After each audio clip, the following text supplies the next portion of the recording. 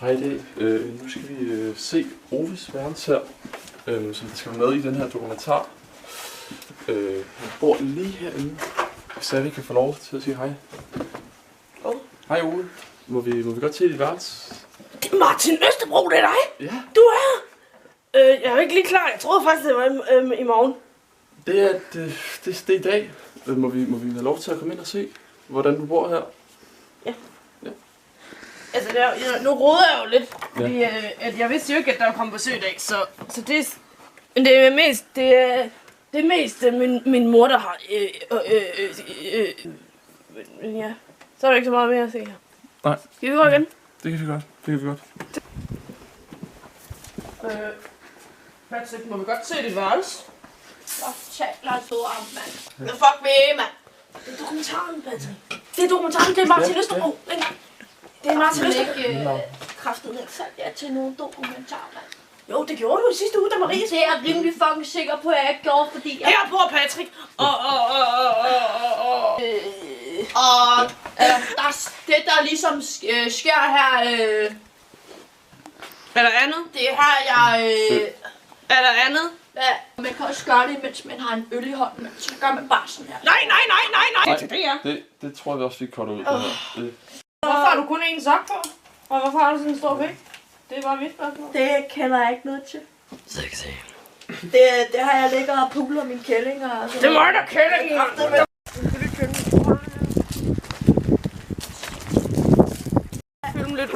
Har I været ude og finde Bigfoot-spor før? Ja, det har jeg. Røven, mand. Det har jeg i hvert fald. Jeg har gjort det med min bror, inden han døde. Og vi fandt ikke noget, men jeg ved, at han er der. Nej! Jeg har fundet noget! Nej, er det lort? Nej, det er et spor. Det er kraftigt et spor. Det er lige sådan en størrelse for lille, ikke? Må jeg lige låne den der en gang, mand? Og må lige se. Altså, det kunne godt være den passer for en Bigfoot har den slået ihjel. Bigfoot vil ikke røre ved din tidsmænd. Stop så. Vi går videre! Nå, Ove. Undskyld, Angelina Sif. Angelina Sif. Okay, Tak. Undskyld. Okay. Nå, hvordan har du så fået den her interesse for at lede efter Bigfoot? Den kom for 25 år siden, må det være, hvor at jeg så det i et blad, og har efterfølgende researchet meget på emnet, og har fundet simpelthen så mange cues til, at der findes ikke nogen anden mulighed end at finde Bigfoot. Hvor længe har du haft den her interesse for at finde Bigfoot derude? Så længe jeg kan huske. Ja. Så jeg har altid interesseret mig for Bigfoot. Ja. Han er meget stor. Ja. Sådan. Og mytisk. Der er noget uvist om ham. Nå, Patrick Star. Der. Hvorfor er du flyttet herud? Jeg var sendt dernede på kommunen. Og så var der nogen, der syntes, at det var en god idé. Af en eller anden grund, at jeg tog herop her, selvom der ikke er så mange kællinger og sådan noget der. Men altså. Så hvad er det, der har gjort, at du har fået interesse i selve Bigfoot? Altså, er det bare majestætisk. Han er simpelthen sådan af hvad man har fundet frem til indtil videre, så ved man, at han er en stor, pjusket fætter. Og han har nogle kvaliteter, som gør, at han kan trives ude i skoven. Og det kan jeg lide. Ja. Det kan jeg lide. Og komme væk fra de samfundsnormheder. Ja. Og mere har jeg faktisk ikke at sige, fordi at jeg vil også godt på den her tur være åben over for, hvem han må er. Er han må en han? Er han må en hun? Er han en høn? Er han en hende? Ja, så blandet, vil jeg sige. Ja.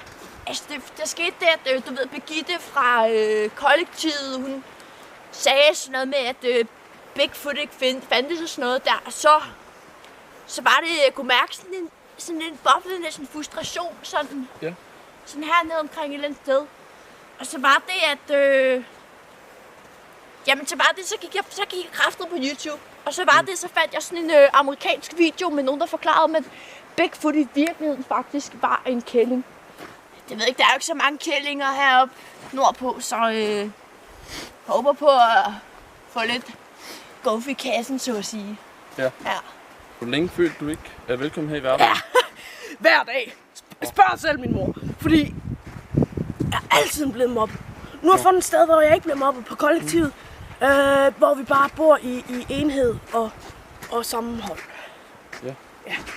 Har du så, passer du godt ind her? Det gør jeg. Det er kollektivt. Der er nogen, Birgitte, som er vores, som er lederen, hun driller nogle gange lidt. Ja. Hun synes, jeg spiser for mange rødpølser. Ja. Men det er okay, fordi jeg ved, det er kærlighed. Det har min mor sagt. Hun sagde, det er bare kærlighed, så det er okay.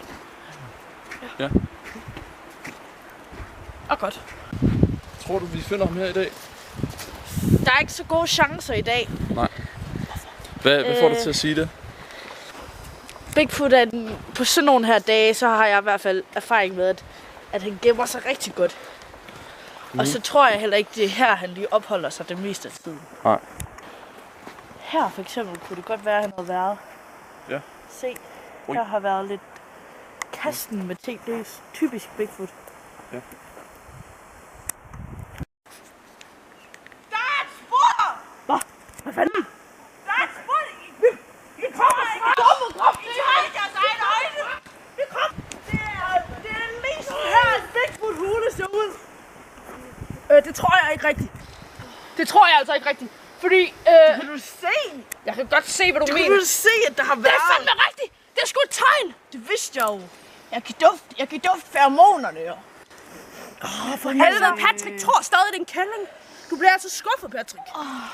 Du bliver skuffet, når du finder ud af det, altså. Jeg kan virkelig mærke... Hvor fanden blev Martin Østerbro? Men der er en helt Martin! subgenre af Hallo, Martin! believers, som er sådan helt, som synes, at Bigfoot er sådan lidt i den frække ende af... Spektret. Vi skal altså lige finde Martin.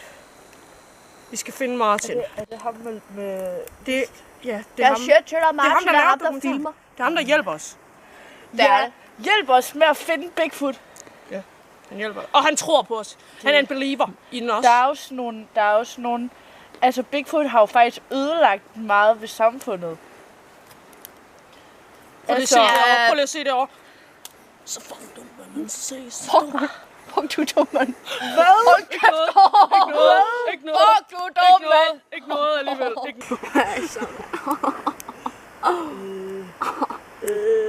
G, er det sådan der? Sådan der, det er fucking godt. Se hvad der står! Der står Hvad så, mand? Hold kæft, mand. Der står fandme Big! Og den her, den dufter ret meget. Okay. Prøv lige at høre her, gutter. Det her det er et kæmpe tegn. Vi skal den her vej. Ja, det tror jeg, vi Han snakker. gemmer sig. Han vil jo gerne findes. Hun vil godt findes. Altså, der findes jo, det er jo ikke kun én. Hvad? Jeg er en af dem, der tror på, at Bigfoot er jo en hel art. Okay, Bigfoot er jo en hel art, ikke også? Som folk anerkender bare slet ikke, at det er en hel art. Op med brillerne. Kan du godt se mig? Ja, Hvad siger du? altså Bigfoot er jo sådan en helt dyreart, ligesom odder, eller sådan... Men de er ved at udgå. Så det er vigtigt, at vi så der finder er dem, både så de kan hunder parre. og hanner. Så de kan parre sig. Og jeg melder mig frivilligt. Ej, det er gas. Ej, det er bare for sjov. Jeg har faktisk en dobbeltlygte med. Men det er ikke mærkt endnu, det er fint nok. Jeg tror du alligevel, det er meget dine godt. briller ordentligt på. Bare de brillerne på, mand. Den virker fandme. Eddie Strøm, nu skal du tage dig sammen, Eddie. Fordi det der, det er spildtid lige nu, når det ikke er mørkt. Prøv at der ligger en lækker kælling og venter på mig. Vi har ikke tid til det der, mand. Kom så. Og videografen skal med. Ja. Er du med? Ja. Fordi Jeg kan godt forstå, at du det er jo udgår det, med dit job. absolut vigtigste, det er så, I også ved derude, at han findes. Hvad? Vi finder jo nok ikke Bigfoot i dag. Og ved du hvad? Det er ok. Det er ok, og skal jeg fortælle dig hvorfor? Fordi at det tager også tid sådan noget her. Nu har vi været herude i snø 7 timer. Og det er okay. Også, altså, det er fint nok og sådan noget, ikke? Men altså, Patrick kan snart ikke... Har du stadigvæk den der... CD hjemme? Kan jeg låne den? Ja. Det kan være, jeg har en idé. Du kunne se den der Bigfoot-dokumentar. Ja, den der, det vil jeg sygt gerne. Det er syg idé, mand. Den kunne vi se. Og så kan vi... Helt sikkert. Og jeg har lige fået de der nye Kims chips. Ja, de der extra crunch. Så kan vi spise dem. Patrick Fordi så tager vi en pause. Til noget, men i dag, der kan det godt. Ja, Patrick. Ja, mand. Altså, vi filmer stadig den her dokumentar. Men ved du hvad? Det er faktisk okay, når jeg tænker over det, fordi at alt skal med af den her rejse. Det skal det nemlig. Og nogle gange, selvom man godt Selvom kan at der er nederlag, så er det ikke ens betydning med, at det helt er dårligt. Der er mange fisk i havet. Nej, altså for eksempel så kunne Man kan jo sige, at vi har heller ikke fundet nogen odder i dag. Vi har faktisk ikke fundet noget. Men de findes jo Men vi fandt Big. Han har skrevet til os, og han har skrevet Big. Han har skrevet meget stort. Ja. Hun har skrevet det meget stort. Jeg ved ikke, hvorfor du vil med at sige han. Men det er jo det, jeg prøver at sige, Patrick. Der er jo flere. Prøv at høre, alt det her, det finder vi ud af, når vi bliver nødt til at også give noget og cut som slack. Yeah. Vi må give os et slag. Cut ourselves som slik. Nej, hold op, Patrick. Prøv at høre. Vi må sige, vi har fri for i dag. Og vi har kæmpet en hård kamp. En brav kamp. Men Bigfoot, han er også lidt listig fod. Der er jo heller ikke nogen andre, der har fundet ham i dag. Jeg vil godt være alene nu. Det er kraftet med løgn, mand. Fuck, det er nede med Martin. Hvorfor er Martin her ikke lige nu? Lad os se. Det her, det er det vildeste. Det er jo, altså prøv lige. Det kunne meget vel være for foden, det her. Prøv lige at lukke igen. Men det er jo ham. Det er jo ham. Det er hende. Hvem skulle det ellers være? Kan vi godt skrive til Martin nu? Sådan så. Jeg tror, vi skal skrive til Martin nu. Jeg må gerne lige smage det igen. Okay. Prøv du, det er sådan. Han dufter så godt. Må jeg lige få den, det der feromoner, de gør mig helt vild. Det er vores første spor, vi nogensinde har fundet. Lad os gå ind til Martin lige nu. Jeg ved ikke lige, Birgitte, om jeg kan finde sådan en. Det er lidt hårdt, det her. Jeg kan godt lige cut-kamera her. Ja, men altså, jeg synes jo også bare, det var din idé med det her dokumentar. Ja. Og vi får det hele med. Jeg ved ikke rigtig, hvad jeg skal stille op. Nej, men prøv at høre, det var det, vores aftale var, at de kunne føle sig trygge ved et andet menneske, som har styr på psykologien inde i dem og inde i deres hoveder. Og vi har jo bare været så i tvivl om i alle de her år, hvad de drenge egentlig har fejlet, ikke også? Hvilke diagnoser de, og hvilken slags hjælp de skal have. Det er jo der samarbejdet ligesom går op i en højere enhed. Altså, jeg kan se, at du har barberet skægget her. Det var fordi, det kom ind i min mund. Ja. Har du fundet noget Bigfoot endnu, eller er det blevet... Nej. Vi prøver at glemme det. Det ligger ikke til, det går så godt. Jeg har bare ikke lykkes. Nej. Det er gerne ville. Ja. Altså, der er Martin, mand. Hvad så? Det var længe siden. Ja. Skal lige lidt siden sidst. Det må jeg sige. Jeg kan høre, det er lidt svært. Gemmer han så godt, eller? Han findes jo ikke. Nå, hvad får du lov til at sige det? Vi har levet i 4 uger, og vi fandt de tegn, men der skete jo ikke noget. Og Patrick og Eddie, de forstår det ikke, og de tror stadig, han er der, men jeg tror, det bliver godt fra det findes mere. Men så jeg har brug for at være alene. Okay. Mig og Eddie har været i hvert fald ude i mange uger nu. Det har vi, men altså sådan, jeg er lidt sur på Antonina Stiff, fordi at han sådan bare givet op. Fucking fejl, mand. Men det kraftedeme bare fordi, at han giver op, betyder kraftedeme vi andre, at vi giver ikke op, mand. Ja, jeg fucking har lidt i... Jeg har i hvert fald ikke sovet i hvert fald i 3 uger, mand. Men det betyder kraftedeme ikke, at man bare skal give op. Vel, Ove? Ove, hvis du kan høre mig, så giver man kraftedeme bare ikke op. Og jeg vil lære kraftedeme bare ikke sine venner i stikken, mand, når man lærer dem. Jeg bliver bare... fucking vred, Dennis. Ja. Jeg tror, jeg er nødt til at gå nu, mand. Okay. Så Det er bare om allerbagerst. ja. Ja. Driller de der tit, eller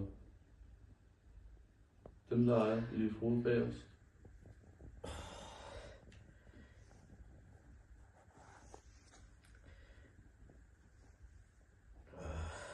Ja, det virker hårdt.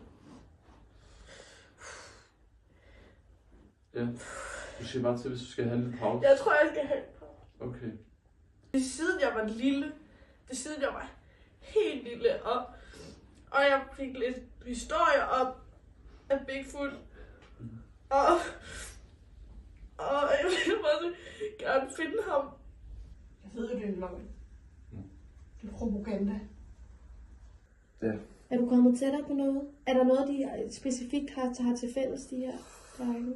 De lider jo alle sammen af, jeg tror, jeg går ud fra tidligere psykose, eller... De har også men de har alle sammen faktisk psykose i papirerne. Ja, Så det har du ret det i. kan man godt mærke. Har du det her ud fra Bigfoot, the Bigfoot allegations, som de kalder? Ja, det er det.